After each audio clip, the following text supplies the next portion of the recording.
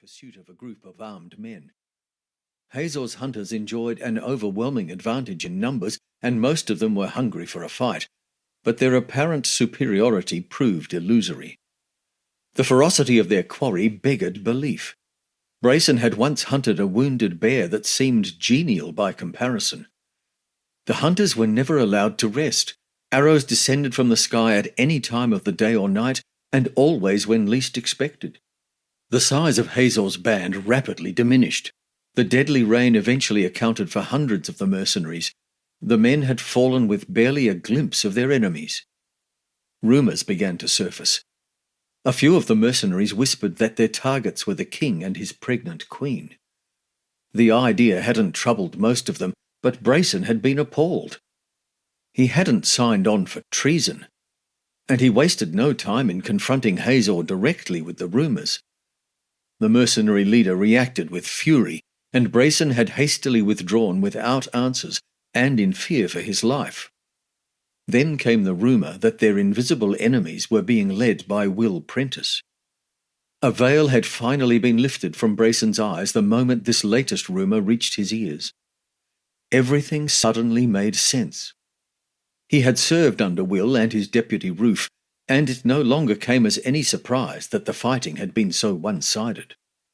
From that moment he had abandoned hope. Hazor was doomed, and all of his men with him. The mercenary leader apparently couldn't see it coming. Hazor could reasonably boast his share of animal cunning, but he clearly lacked the wit to grasp what lay in store for him and his men. The unequal struggle continued until Will finally lured Hazor into the forest. The mercenaries' entire force had been wiped out in the disastrous battle that followed.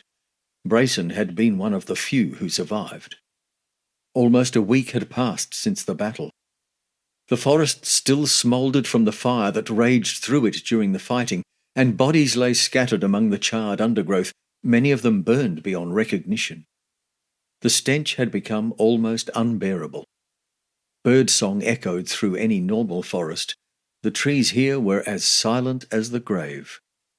Brayson knew how to survive on his own in the wild, but he could find precious little that was safe to eat in this scorched wasteland.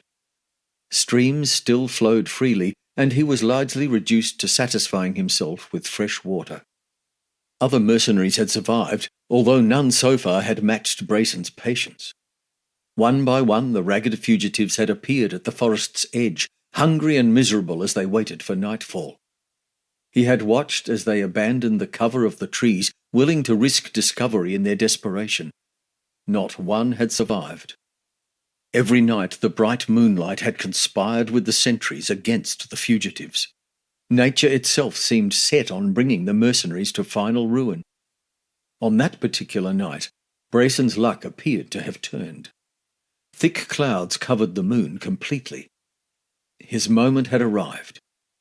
Making his way carefully to the very edge of the forest, he positioned himself behind a large tree and peered out at the sentries. As usual, very few of them were sitting around the campfires. Most of them were out patrolling in the darkness.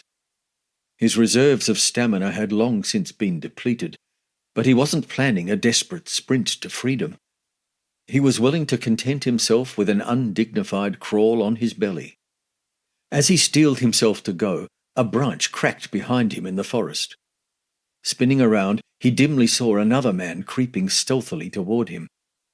He drew his sword frantically, his heart racing, dismayed at having been exposed at last. When the other man made no move to attack him, Brayson belatedly realized he was facing another fugitive like himself. As the figure drew closer, it became obvious that he was in an equally miserable condition. Brayson sheathed his sword, frowning at the intruder. His chances of survival were poor enough as it was. He hadn't planned on being burdened down with another helpless runaway. The wiry newcomer drew alongside, contenting himself with a nod in the direction of Brayson. His face was drawn and his arm had been bandaged crudely. From the stains on the bandage he had been losing blood, although he seemed unperturbed by the injury. Brayson didn't mince his words. "Don't expect me to look out for you," he whispered roughly. "I won't be expecting help from you, and I have nothing to offer myself." The other shrugged.